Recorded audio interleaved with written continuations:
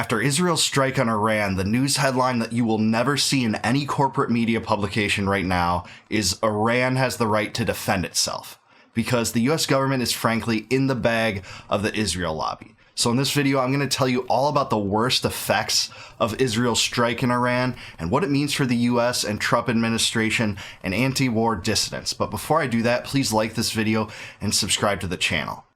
So Israel launched a strike against Iran yesterday. This has made big headlines, and it comes at a time when the Trump administration was trying to negotiate an opportunity with Iran to curtail its nuclear enrichment program to avert a war. Well, Netanyahu seized the opportunity to strike before that could happen, presumably because his endgame is, and he's publicly said this, regime change, and it really has been for 20 years. For 20 years, he's been begging for it, he's been wanting it, he's been lusting over it. He went and delivered congressional testimony in the Bush administration saying as much, that the Iranian regime should be wiped off the face of the earth. And this is part of the clean break strategy. If you'll recall, Wesley Clark famously said that 10 days after 9/11, he went to the Pentagon and saw plans presented in front of him that listed that there were going to be 7 regime change operations in 5 years. Guess which one was the only one remaining up until yesterday? Iran. So the clean break strategy has come full circle. Now, a lot of people are out there saying, hey, Trump did everything he could to try to stop this. He's tweeted about that. He said that they're on their own. They're left to fend for themselves. The U.S. isn't going to get involved in this. But frankly, that's a little bit of hogwash. The U.S. is totally complicit in Israel's military endeavors, including this strike, because we provide them with military intelligence. I should say our government provides them with military intelligence. Likely was used in this strike the other day. We bankroll their military operations to the tune of $4.3 billion per year before October 7th happened, and then October 7th happened, and I think last year they got about $20 billion. This year I think they're on track to get much more than $4.3 billion as well. And there seems to be no curtailing the excesses of it all, especially during the genocide in Gaza. This is a grand opportunity for Netanyahu to save his own skin yet again from corruption charges that were amounting and manifesting in his country prior to October 7th by taking the world's attention off what's happening in Gaza. This is what will do it, and it never bears fruit, so the U.S. cannot get sucked into this thing.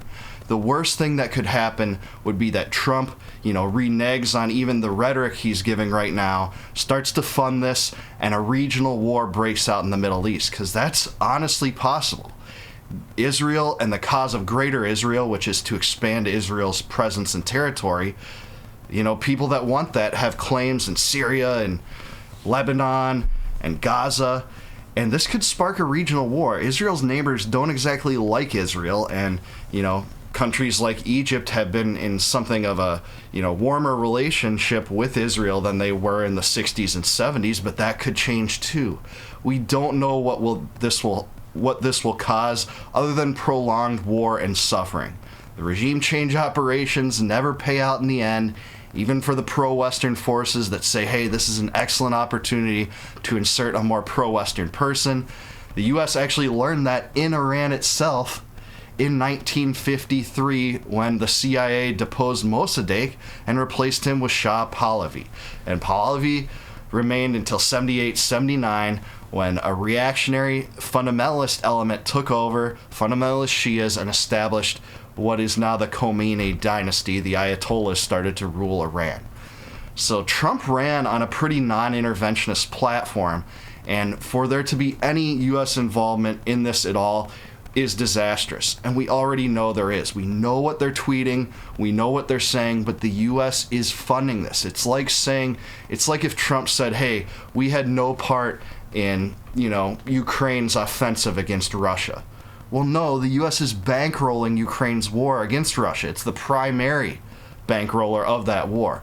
So you can't just get away with saying, we had nothing to do with this.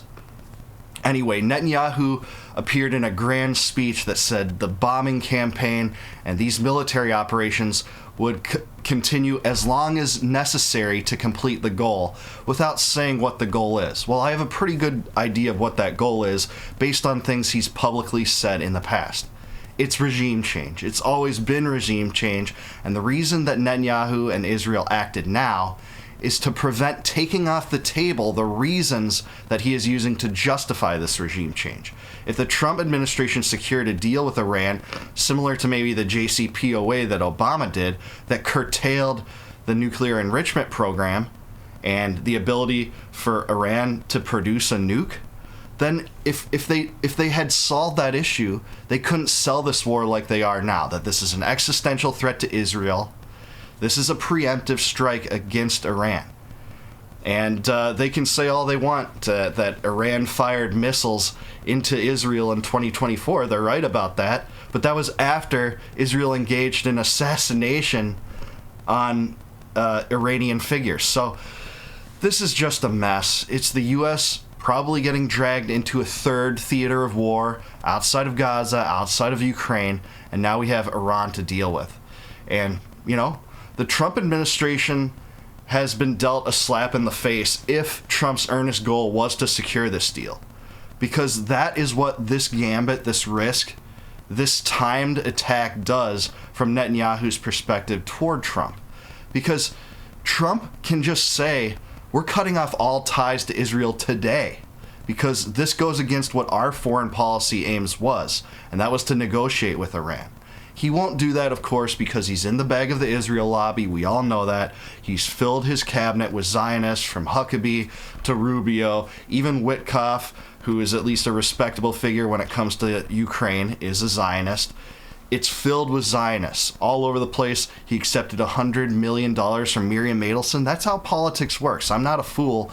I know that that is how politicians are won over, even the U.S. president. But the deep state's involved too, and so is the military-industrial complex. The Lockheed Martins, Raytheons, Boeings of the world love this whole deal. But it's a disaster for the U.S. The U.S. can't get embroiled in this thing. It's time to cut ties with Israel for good. And that might be a utopian perspective, but that's my perspective nonetheless. This will not bear fruit in any way. It never turns out to our benefit. Every time we fund these fruitless regime change operations, it blows up in our face. The most notable recent one otherwise is Ukraine. The U.S.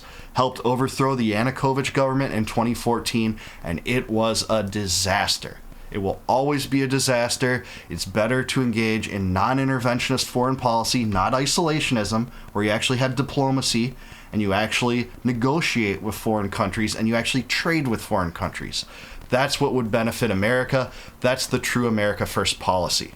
So the U.S. behooves itself not to get dragged in further into this mess, and what the biggest risk in that is that Iran has the weaponry and capability to touch many U.S. troops in the Middle East. That shouldn't be there in the first place, by the way, but because they're in there in the first place, they can get touched by bombs, by missiles, and by attacks from Iran. That is what the U.S. needs to avert. The best solution is to withdraw all U.S. forces from the Middle East and shut down foreign-based bases. There's no sense for us to be embroiled in the Middle East. It's a horrific entangling alliance, and that's what this unique relationship between the U.S. and Israel has caused. But I do want to hear from what you guys say. Let me know down in the comments below. What do you think is the end game here? Do you think the Iranian regime will be pushed to a regime change without the U.S. involved at all? Or do you think the U.S. will slowly and gradually become involved in this beyond what they already are, which is financing and sharing of resources? I do want to hear from you on that. Let me know. And like this video, subscribe to the channel. And until I hear from you guys next time, no more war, no more debt, no more inflation, and no more empire. Peace out, guys. I'll catch you in the next one.